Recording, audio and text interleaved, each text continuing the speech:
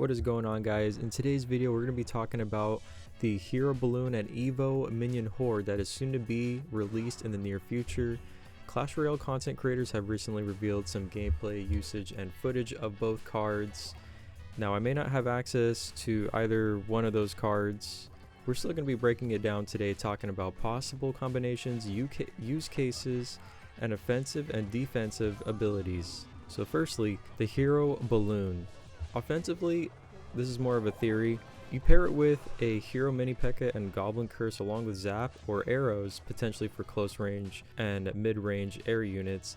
This could be a very threatening combination offensively, putting it so that any possible swarm troops, grounded swarm troops placed on the Mini P.E.K.K.A., you can use the Hero Balloon's ability to drop down and do area damage covering the Mini P.E.K.K.A. and pair that with Goblin Curse, and now you've got defense turned into offense. Pair it with Hero Ice Golem, and its freeze ability from the Hero Ice Golem could help with resetting Inferno Towers, Inferno Dragon, and any defenses that the opponent has. And pairing it with a bandit could also be a good combination, considering that we use Goblin Curse along with the ability from the Hero Balloon. That can make it more threatening of a push. Now, if you have extra elixir, you could use the Hero Balloon in a defensive position to then turn it into an offensive push or a counter push, taking advantage of its ability. And according to the stats and also the gameplay footage we've received, it has a decent, I'd say a decent radius of splash damage, and its landing damage is actually pretty decent as well, doing 490 damage. Assuming 490 damage at level 16 could be pretty useful at taking out Goblin Gang or Skeleton Army or Hero Goblins, for example. Any grounded swarm units would be a good usage for this ability. You could use this 2 elixir ability to wipe out a group of swarm units on the ground, and only for 2 elixir. That's pretty good value considering Skeleton Army and Goblin Gang are 3 elixir cards, and it would be an even trade with Hero Goblins. Additionally, the Skeletrooper provides some decent stats for 2 elixir. At level 16, 756 hit points, hit speed of 0.9, and damage of 409. This actually isn't too bad of an option when it comes to defensively taking care of any opposing offensive pushes. It's not too bad of a defensive choice, although you will be putting in a lot of elixir, assuming you have enough elixir, or at least a lot more extra that you can play around with. Not only that, assuming the Skeletrooper survives defending your opponent's push, it can also be used in the counter push. It does go very fast. The odds are possibly before the tower locks on to the balloon, the Skeletrooper would possibly be in front of it, assuming its speed is very fast and can be able to go in front of it.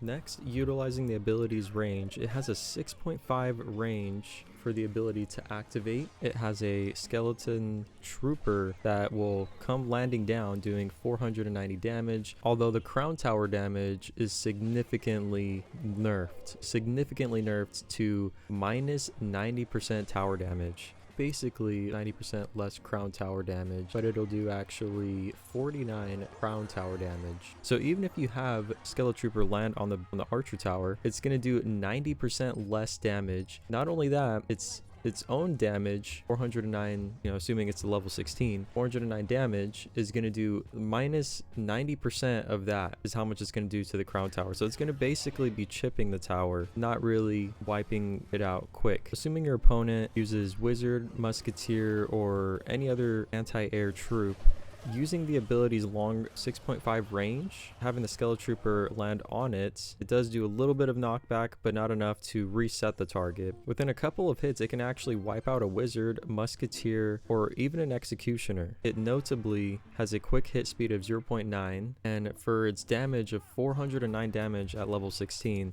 pretty good value for just 2 elixir.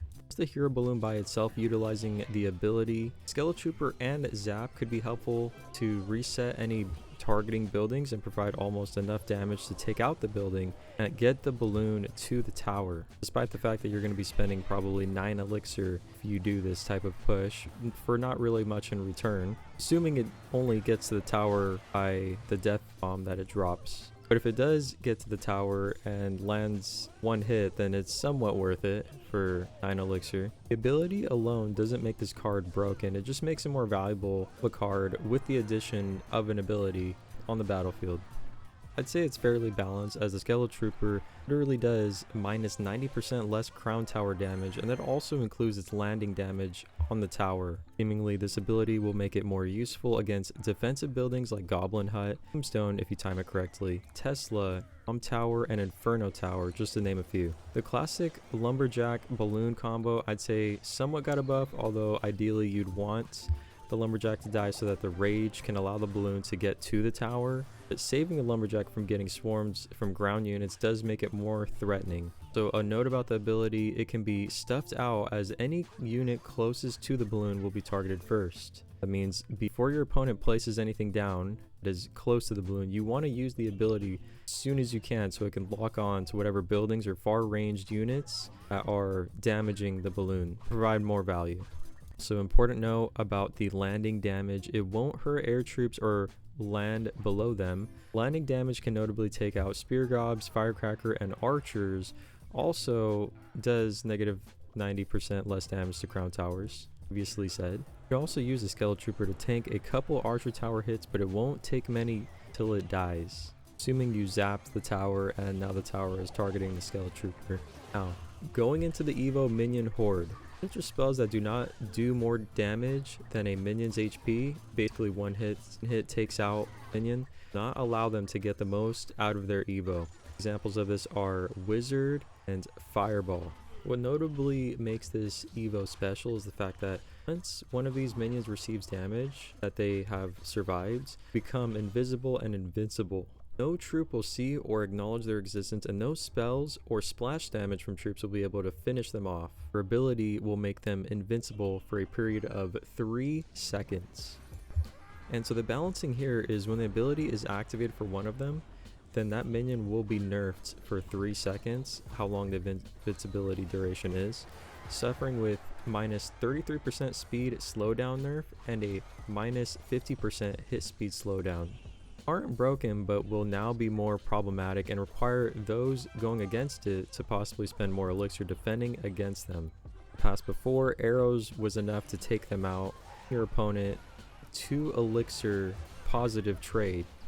This would require them now to put more elixir into defending against them. This would make it harder for your opponent to get a positive elixir trade on the Minion Horde. Going into defensive use cases, assuming you place the Minion Horde right in front of your archer tower, as long as any troops or spells don't do more damage than the minion's HP, they will be able to shred the enemy's offense. And using them offensively, you better hope that you have a Fireball, Wizard, or a low damage Ice Spirit, E-Spirit, or Fire Spirit for example, and a troop to kite or distract the Horde momentarily, like for example Ice Golem, to deal with the Evo Minion Horde going to your tower and obliterating it. Now I don't really have too much gameplay to show you guys, as the cards are not really publicly available other than the Clash Royale Supercell creators that have early access to it, but I can at least show you gameplay from the videos that they've put out. It is pretty exciting to see a new Evo and a new hero come to the game, and that the fact that Supercell making sure that they aren't too broken of a card within the current meta. And that's it for the video. If you guys like this video, please subscribe and hit the like. I'm going to be posting a little bit more often. Anyways, stay tuned and be prepared for when these cards come out. See you guys.